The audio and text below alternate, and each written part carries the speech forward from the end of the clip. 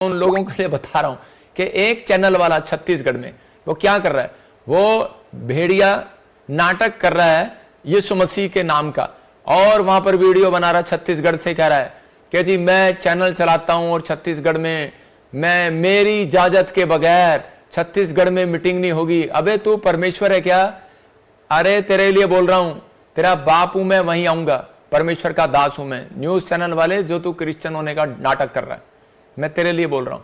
मैं आज तक बोलता नहीं हूं लेकिन तेरे लिए बोल रहा हूं, खुदा के काम के लिए मैं बोलता हूं।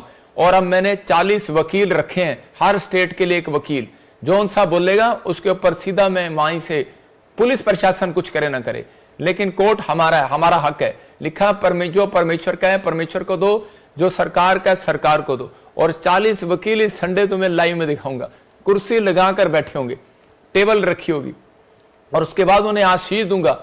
वो मेरे स्पिरिचुअल सन है, 40 स्पिरिचुअल सन मेरे एडवोकेट बन गए हैं, इंडिया की बात कर रहा हूं। और उन सबको इंडिया में एक एक स्टेट में मैं रखूंगा, एक एक चर्च के अंदर उनका ऑफिस खुलवाऊंगा। और जौन सा ये बोलता है खासकर क्रिश्चियन के खिलाफ बोल रहा है, उस पर पहले सबसे पहले कंप्लेंट कराऊंगा कि आपको, अरे शर्म कर, तेरे को लाइव में होकर मुझे बोलना पड़ रहा है। और जब मैं बोलता हूं ना, तेरा चैनल भी बंद होगा और परमेश्वर देख रहा है तेरे को, जल्दी कह रहा तेरा न्याय भी होगा, इस बात का न्याय भी होगा। इस व्यक्ति ने, मैं इसकी वीडियो कटवा कर दिखाऊंगा, इस व्यक्ति ने क्या बोला। इसने बोला हमारी इजाजत के बगैर धरती पर कोई काम नहीं होगा, कहता मेरे चैनल के बगैर। कौन है ये? Christian channel. अन्य जाति बोल दें तो बात अलग है, क्रिश्चियन चैनल बोल रहा है कि मेरी धरती पर मेरी इजाजत के बगैर कोई काम नहीं होगा छत्तीसगढ़ में, और कहता है ना स्वर्ग में होगा। इसने कितनी बड़ी परमेश्वर के विरोध में यह बात कही है। तेरे लिए बोल रहा हूं, डर परमेश्वर से। तेरा नाम मैं जानता नहीं हूं लेकिन तेरी फोटो, तेरी वीडियो जरूर दिखाऊंगा कल, और तेरे ऊपर कंप्लेंट कराऊंगा और तुझे छोड़ूंगा नहीं अब मैं, क्योंकि तू मेरे परमेश्वर के खिलाफ बोल रहा है, तू स्वर्ग के खिलाफ बोल रहा है, इंसान के खिलाफ नहीं बोल रहा। मैं तो चुप हो जाऊंगा, लेकिन जो काम वकीलों के हैं वो अब वो करेंगे, मैं नहीं करूंगा। क्योंकि लिखा है जो सरकार का है सरकार को दो, जो परमेश्वर का है परमेश्वर को दो।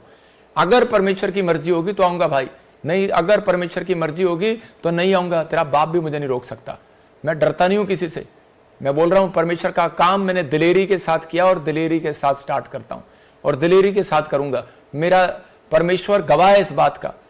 पवित्र आत्मा आपको आशीष दे, क्योंकि परमेश्वर ने इन दिनों में ऐसे ही भविष्यता खड़े करने हैं कि जो अड़े रहे और खड़े रहे। God bless you all of you. सबको जय मसीह की। मैं आज आपके सामने एक ऐसी विषय के बारे में बात करना चाहता हूं जिसके लिए आपके कान तरस रहे।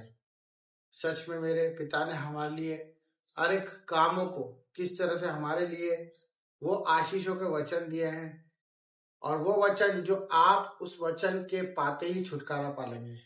यस मेरे भाई बहनों, परमेश्वर ने हमें कुछ कुंजियां दी है, हमें जीवन में जीने के लिए कुछ सफलताओं के रास्ते दिए। जिस तरह से प्रभु यीशु ने खुद ने वो चीजों पर अमल किया और वो हमें सिखा के गया है।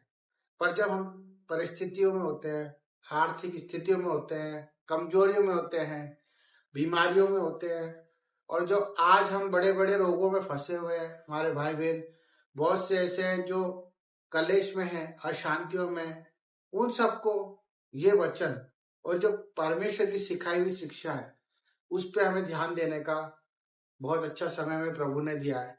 अगर आज आप इस चीज को समझ पाएंगे तो मैं बता रहा हूं मेरे भाई बहनों, आप अपनी गवाही लेके परमेश्वर के सामने बहुत जल्दी खड़े होने वाले हैं। और वो सब चीजें क्यों हैं?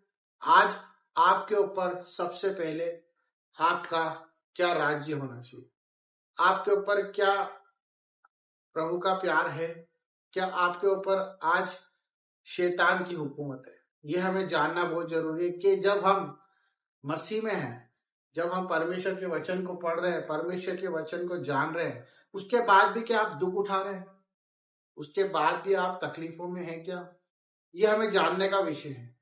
तो मैं आपको यही बताना चाह रहा हूं कि जो लोग आज परेशानियों में हैं और जो भटक रहे हैं अभी भी, जो ये सोचते रहते हैं कि हम यहाँ जाएंगे तो हम चंगे हो जाएंगे, हम इस पास्टर के पास जाएंगे, हम वहां जाएंगे, या कहीं भी हम सोचते रहते हैं कि हम इस तरह से अपनी चंगाई पालेंगे, ऐसा कभी नहीं होगा।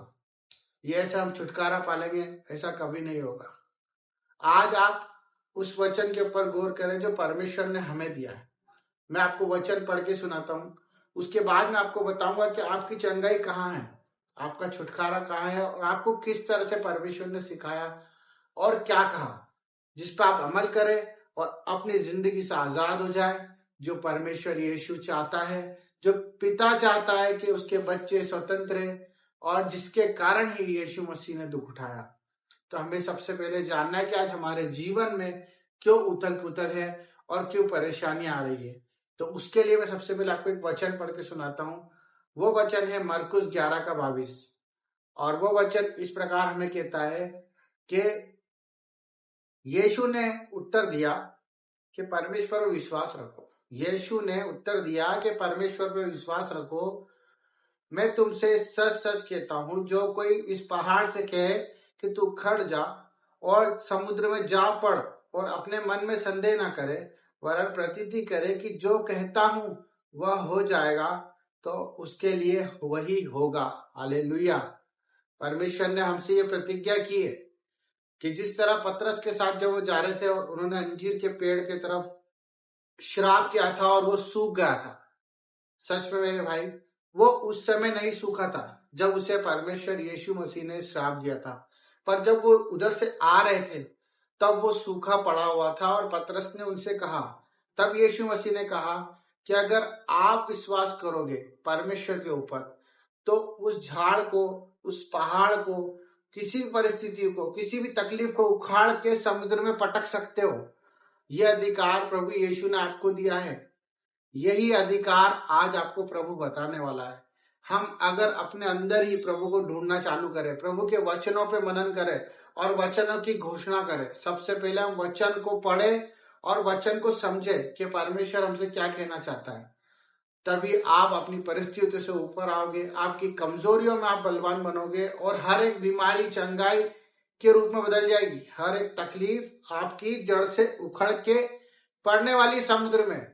यस मेरे भाई बहनों, आज आप घोषणा करें यीशु के नाम से, इस वचन के ऊपर अमल करें और यही बात बोले, अपनी बीमारियों को श्राप दे, अपनी परिस्थितियों को श्राप दे, जो आज आपके साथ बीत रहा है और जो शैतान के युक्तियों पर आ रहा है, जो चीज आपके ऊपर हावी हो रही है, उसे आज उखाड़ के फेंकने का समय है।